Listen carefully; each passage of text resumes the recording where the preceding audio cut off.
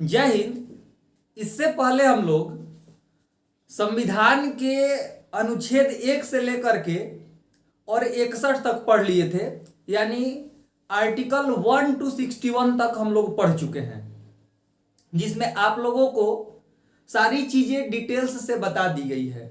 और यदि वो वीडियो आप नहीं देखे हैं तो आप चैनल को ओपन कीजिए, प्लेलिस्ट में जाइए, सारी वीडियोस आपको मिल जाएगी। आज हम लोग पढ़ेंगे आर्टिकल 62 से, क्योंकि 61 तक तो हो ही गया है। और आप लोग पढ़ रहे हैं राष्ट्रपति, और राष्ट्रपति स्टार्ट होता है आर्टिकल 52 से। तो 52 में आप लोगों को बता दिया गया है, उसके आगे हम लोग 61 तक पढ़ चुके हैं। तो आइए देखते हैं अब 62 में क्या होता है। देखिए, राष्ट्रपति का जो रिक्त हो जाता है, जैसे कि मान लीजिए राष्ट्रपति हैं, तो उनको 3 कंडीशन में वो पद जो है रिक्त होता है। कौन कौन सा कंडीशन है भाई? पहला, यदि उनकी मृत्यु हो गई। दूसरा, वो अपना पद जो है त्याग कर दिए कि हम राष्ट्रपति नहीं रहेंगे। और थर्ड है, महाभियोग द्वारा उनको हटा दिया जाना। तो वही 61 में महाभियोग ही दिया गया है, जिसको हम लोग पिछले लेक्चर में पढ़ चुके हैं। अब इन तीनों कंडीशन में यदि राष्ट्रपति का पद जो है खाली हो जाता है, तो उस समय क्या किया जाएगा और उसका समय अवधि क्या होता है, तो ये दिया गया है अनुच्छेद 62 में। देखिए, निर्वाचन पदावधि के समाप्ति से पूर्व कर लिया जाएगा। यानी जो समय पूछ रहा है, आप लोगों को पता है कि राष्ट्रपति का समयावधि जो होता है, कार्य करने की समय जो होती है, वो 5 वर्षों की होती है। और 5 वर्ष पूरा होने से पहले, यानी जिस दिन शपथ लिए हैं उसके अगले 5 वर्षों तक वो कार्यकाल में रहते हैं। और 5 वर्ष पूर्ण होने से पूर्व, इससे पहले उसको नए राष्ट्रपति का निर्वाचन कर लिया जाता है। और यदि मान लीजिए कि 5 वर्ष पूर्ण हो गया है, पूरा हो गया है, और उस समय राष्ट्रपति का भी चुनाव नहीं हो पाया है, दूसरा राष्ट्रपति नहीं आए हैं, तब तक वो अपने पद पर बने रहते हैं। कौन? जो पूर्व राष्ट्रपति हैं, यानी जो राष्ट्रपति हैं 5 वर्षों के बाद भी अपने पद पर तब तक बने रहते हैं जब तक उनका उत्तराधिकारी यानी नए राष्ट्रपति नहीं बन जाते हैं। देखिए, मृत्यु, पद त्याग और पद से हटाए जाने की प्रत्येक दशा में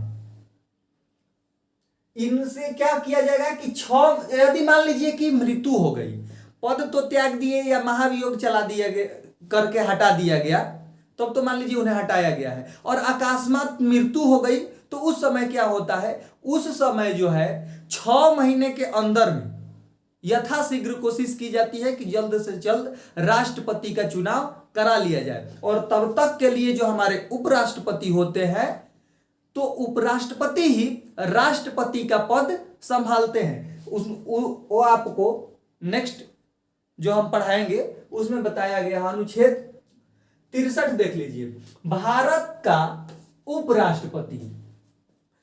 आपको अनुच्छेद 63 में दिया गया है कि भारत का एक उपराष्ट्रपति भी होगा। अनुच्छेद 63 में सिर्फ यही दिया गया है कि भारत का एक उपराष्ट्रपति होगा। और 64 में दिया गया, 63 में के बाद 64 में दिया गया है राष्ट्रपति का राज्यसभा का पदेन सभापति। देखिए, उपराष्ट्रपति जो होते हैं, संसद के राज्यसभा जो होता है, लोकसभा, राज्यसभा और राष्ट्रपति मिलकर के ये पूरा संसद है। तो राज्यसभा के जो पदेन सभापति होते हैं, लोकसभा में तो उसी में से चूज किया जाता है, लेकिन राज्यसभा के पदेन सभापति जो होते हैं वो उपराष्ट्रपति होते हैं, और वही उस कार्य को देखते हैं। देखिए, उपराष्ट्रपति राज्यसभा का पदेन सभापति होगा और अन्य कोई लाभ का पद धारण नहीं करेगा। यानी जो उपराष्ट्रपति होते हैं अब अन्य कोई पद धारण नहीं कर सकते हैं, राष्ट्रपति हो या उपराष्ट्रपति हो, तो अन्य कोई भी लाभ के पद पर नहीं रह सकते हैं और न ही किसी के अंडर में वो कार्य कर सकते हैं जब वो राष्ट्रपति या उपराष्ट्रपति बन जाएंगे। जब निर्वाचन हो रही है तो कहीं लाभ के पद पर भी है तो शपथ लेने के पूर्व उस पद को, जो लाभ का पद है, उसे परित्याग कर देना होगा। अब उस समय राष्ट्रपति जो है वो किसी संसद के, किसी सदन के सदस्य भी नहीं रहेंगे। देखिए आपको दिया गया है अनुच्छेद 65, इसमें है कि राष्ट्रपति पद में आकस्मिक रिक्त के दौरान उसकी अनुपस्थिति में उपराष्ट्रपति के रूप में कार्य करना। जैसा कि मैंने पहले आपको बताया, जब राष्ट्रपति की मृत्यु हो जाती है, उन्हें पद वो त्याग कर देते हैं, उन्हें पद से हटा दिया जाता है, तो इस स्थिति में अनुच्छेद 65 के अनुसार, आर्टिकल 65 के अनुसार जो उपराष्ट्रपति होते हैं वही जो है राष्ट्रपति के रूप में कार्य करते हैं। और राष्ट्रपति का जो भी कार्य होगा और जो भी उनका लाभ होगा, जिस तरह राष्ट्रपति कार्य करते हैं, वो सारा कार्य जो है वो उपराष्ट्रपति करने लगते हैं। और जिस समय ये राष्ट्रपति का कार्य कर रहे होते हैं उपराष्ट्रपति, उस समय जो राज्यसभा का सभापति का जो कार्य होता है उस कार्य को नहीं करेंगे, उस कार्य को वो छोड़ देंगे। अब क्या करेंगे? सिर्फ राष्ट्रपति का ही कार्य करेंगे। इस बात को ध्यान में रखना होगा कि जिस समय उपराष्ट्रपति राष्ट्रपति का कार्य कर रहे होंगे तो क्या उस समय भी वो राज्यसभा के सभापति रहेंगे? नहीं, उस समय राज्यसभा के सभापति का जो कार्य होगा वो उस समय नहीं करेंगे, क्योंकि वो राष्ट्रपति का पद धारण किए हैं तो दूसरा कार्य नहीं करेंगे। अब देख लेते हैं अनुच्छेद 66, उपराष्ट्रपति का निर्वाचन। आप लोगों को राष्ट्रपति का निर्वाचन बताया गया है और लगभग सेम प्रोसेस के द्वारा उपराष्ट्रपति का भी निर्वाचन होता है। देखिए इसमें क्या है कि एकल संक्रमणीय मत द्वारा निर्वाचन जो है गुप्त होता है, और इसमें उपराष्ट्रपति हो या राष्ट्रपति हो, आप लोगों को मैंने पिछले लेक्चर में, आप लोग देख लीजिए प्लेलिस्ट में जाकर के, ये भी प्लेलिस्ट से ऐड कर दिया जाएगा ताकि ऑल लेक्चर जो है कॉन्स्टिट्यूशन का आपको एक जगह मिल सके। इसमें वैसे तो कहा जाता है कि ये निष्पक्ष है और किसी पार्टी के नहीं होते हैं, लेकिन जिसकी बहुमत होती है वही, अगर जिसको चाहते हैं वही राष्ट्रपति या उपराष्ट्रपति बना पाते हैं। इसमें खेला हो जाता है, ये मैंने पहले ही बता चुका है आपको। संसद के किसी सदन या राज्य विधान के मंडल के किसी सदन का सदस्य नहीं होंगे, यानी वो संसद के किसी सदन का सदस्य नहीं होंगे, यानी राज्यसभा में भी नहीं और लोकसभा में भी नहीं। यही नहीं, अगर राज्यसभा के, राज्य विधान मंडल के किसी सदन का भी सदस्य नहीं होंगे, और न ही जो है उपराष्ट्रपति किसी सरकार के अधीन कार्य कर सकते हैं। जब उपराष्ट्रपति हैं तो वो दूसरा किसी भी, या भारत सरकार के अंदर हो या राज्य सरकार के अंदर हो, कोई भी दूसरा लाभ का पद ग्रहण नहीं कर सकते हैं। इसके बाद उपराष्ट्रपति जो है वो भारत के नागरिक होने चाहिए, जैसा कि आप लोगों को राष्ट्रपति में भी बताया गया है। 35 साल की आयु पूरी कर चुका है, यानी जो व्यक्ति, मान लीजिए कि एक दिन अगर कम रहेगा, 35 वर्ष की आयु में एक दिन भी कम रहेगा, तो वो राष्ट्रपति के निर्वाचन के लिए उनका योग्यता नहीं है। 35 वर्ष से प्लस ही होनी चाहिए।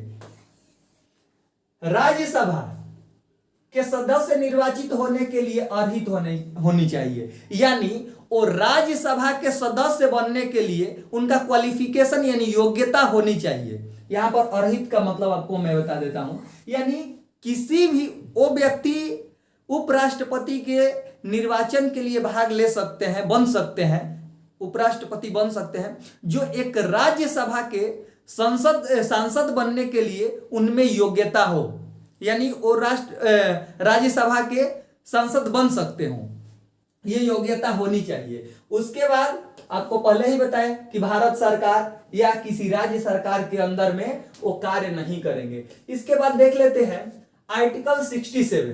देखिए उपराष्ट्रपति की पदावधि, उपराष्ट्रपति की पदावधि, जैसे कि मैंने आपको राष्ट्रपति की भी पदावधि बताया कि जिस दिन शपथ लेते हैं तो शपथ के 5 वर्षों तक क्या कर सकते हैं, वो पद पर बने रह सकते हैं। लेकिन किसी कारणवश वो अपने पद को त्याग करना चाहें तो लिखित रूप में वो राष्ट्रपति को एक आवेदन देंगे और आवेदन दे करके पद को त्याग सकते हैं। जैसे कि राष्ट्रपति को हटाया जा सकता है, वैसे ही उपराष्ट्रपति को भी हटाया जा सकता है। जब राज्यसभा के सांसद अगर चाहे, राज्यसभा के जो भी सदस्य हैं अगर उनको हटाना चाहें तो उनको हटा सकते हैं, लेकिन 14 दिन पूर्व उनको लिखित आवेदन देना होगा कि हम आपको हटा रहे हैं। और राज्यसभा के जो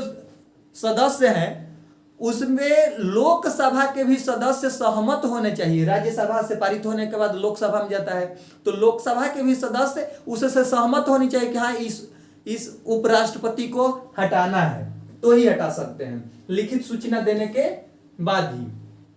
और नए राष्ट्रपति बनने तक अब मान लीजिए अब तो हट गए तो यथाशीघ्र उनका चुनाव भी कराना होता है। और नए राष्ट्रपति तक मान लीजिए 5 वर्ष पूरा हो गया, उनका कार्यकाल पूरा हो गया है, और जब तक नए उपराष्ट्रपति नहीं बन रहे हैं यानी उनका उत्तराधिकारी जो पद ग्रहण नहीं कर रहे हैं तब तक वो पद पर बने रहते हैं 5 वर्ष के बाद भी। अब देख लेते हैं आर्टिकल 68 उपराष्ट्रपति के पद रिक्त भरने के लिए निर्वाचन का समय। देखिए निर्वाचन की पदावधि समाप्त होने से पहले ही पूर्ण कर लिया जाता है, पूर्ण कर लिया जाएगा। यानी जैसे कि राष्ट्रपति में आपको मैंने बताया कि राष्ट्रपति का पद जो है जो समयावधि है यानी 5 वर्ष पूर्ण होने से पहले निर्वाचन की प्रोसेस जो है कंप्लीट कर ली जाती है, तो वैसे ही उपराष्ट्रपति के लिए भी ये पदावधि समाप्ति से पहले ही पूर्ण कर लिया जाएगा निर्वाचन की प्रोसेस। मृत्यु, पद त्याग या पद से हटाए जाने पर यथाशीघ्र निर्वाचन किया जाता है। उसमें तो दिया गया है राष्ट्रपति के लिए 6 महीना के अंदर, लेकिन इसमें समय मेंशन नहीं है, कॉन्स्टिट्यूशन में समय मेंशन नहीं है कि कितना दिन के अंदर, ये दिया गया है यथाशीघ्र उनका निर्वाचन कर लिया जाएगा, यानी जल्द से जल्द निर्वाचित कर लिए जाएंगे उपराष्ट्रपति। इसके बाद 69 में आपके कॉन्स्टिट्यूशन के आर्टिकल 69 में दिया गया है उपराष्ट्रपति का शपथ। और उपराष्ट्रपति का शपथ जो है राष्ट्रपति दिलाते हैं कि मैं फलाना व्यक्ति ईश्वर का शपथ लेता हूं कि विधि द्वारा जो भी चीजें हैं विधि के द्वारा हम अपने जो पद को ग्रहण कर रहे हैं उस पद का हम निर्वहन करेंगे, ये सारी चीजें रहती है। और राष्ट्रपति, उपराष्ट्रपति या कोई भी जैसे मुख्यमंत्री हो गए या कोई विधायक भी हैं तो सब लोग शपथ लेते हैं कि विधि द्वारा जो भी विधिमान्य होगा उस कार्य को हम जिस पद को ग्रहण कर रहे हैं उस पद का निर्वहन हम अच्छे तरीके से करेंगे। भले विधायक जी घोटाला में पकड़ा जाते हैं कि उनका वेतन है मान लीजिए 2.5-3 लाख और 10 करोड़ के घोटाले में पकड़ा जाते हैं लोग, तो वो अलग बात है, लेकिन शपथ लेते हैं कि हम विधि के अनुसार चलेंगे, विधि में जो दिया गया है, जो कॉन्स्टिट्यूशन में दिया गया है उसके विपरीत नहीं जाएंगे। घोटाला तो करते रहते हैं, पीछे में मेंशन नहीं रहता है वो चीज। इसके बाद है आर्टिकल 20 अन्य आकस्मिक में राष्ट्रपति के कृत्यों का निर्वहन। अगर संसद चाहे तो उपराष्ट्रपति को कुछ और भी दे सकता है और राष्ट्रपति के जो कार्य हैं उनके कृत्यों का निर्वहन करा सकता है जैसा संसद उचित समझे। अब देखिए जब राष्ट्रपति या उपराष्ट्रपति का चुनाव जो होता है तो उस चुनाव में यदि किसी प्रकार का मान लीजिए विपक्ष जो है आरोप लगा रहा है कि सही तरीके से इसका निर्वाचन नहीं हुआ है, निर्वाचन में जो है कुछ घोटाला हुआ है, गड़बड़ हुआ है, तो इसकी सुनवाई कौन करेगा भाई? तो राष्ट्रपति या उपराष्ट्रपति का कोई भी कार्य जो है अगर निर्वाचन प्रोसेस से है कि गलत तरीके से निर्वाचित किया गया है राष्ट्रपति को या उपराष्ट्रपति को, तो उस समय कभी भी उच्चतम न्यायालय, सुप्रीम कोर्ट, हाई कोर्ट नहीं, इस बात को ध्यान रखिएगा, सुप्रीम कोर्ट ही उसमें देख सकता है निर्वाचन का जो भी प्रोसेस होगा कि ये गलत हो गया है या राष्ट्रपति या उपराष्ट्रपति का चुनाव गलत तरीके से कराया गया है, उसमें कुछ गलत प्रोसेस है तो वो किया गया है, तो कभी भी कौन देखेगा? उच्चतम न्यायालय यानी सुप्रीम कोर्ट ही देखता है। और जो वो निर्णय करेगा, वो जो विनिश्चय करेगा, उसी का निर्णय जो है अंतिम होगा। अब उसमें कोई सुनवाई नहीं कर सकता है। दूसरी चीज इसमें है, अगर मान लीजिए कि राष्ट्रपति या उपराष्ट्रपति का जो सुप्रीम कोर्ट है निर्णय दे दिया कि जो इनका निर्वाचन है वो शून्य किया जाता है, यानी ये निर्वाचन जो है गलत तरीके से किया गया है, इस वजह से राष्ट्रपति और उपराष्ट्रपति का निर्वाचन शून्य किया जा रहा है, तो उस समय उनका जो कार्य किए रहेंगे, मान लीजिए कि 10 दिन तक राष्ट्रपति या उपराष्ट्रपति बने रहे और 10 दिन में सुनवाई हो गई या 2 महीने में सुनवाई हो गई और 2 महीने के अंदर उपराष्ट्रपति या राष्ट्रपति जो कार्य कर दिए, वो कार्य जो है वो विधिमान्य होता है, वो अविधिमान्य नहीं होगा। यानी वो जो कार्य कर दिए हैं, चाहे किसी तरीके से उनका चुनाव हुआ है, और वो जो कार्य कर दिए हैं वो कार्य जो है वो विधिमान्य होता है। और उस कार्य जो भी मान लीजिए कि राष्ट्रपति का कार्य क्या होता है, जो प्रधानमंत्री और मंत्री परिषद जो भी चीजें कहते हैं उन पर उनका कार्य होता है सिग्नेचर करना कि हाँ पास कर दिए, तो वो जो कार्य कर दिए उनको माना जाएगा विधि मान्य है, यानी उनका कार्य जो है कभी अमान्य नहीं होगा। तो मिलते हैं फिर नेक्स्ट लेक्चर में, तब तक के लिए जय हिंद।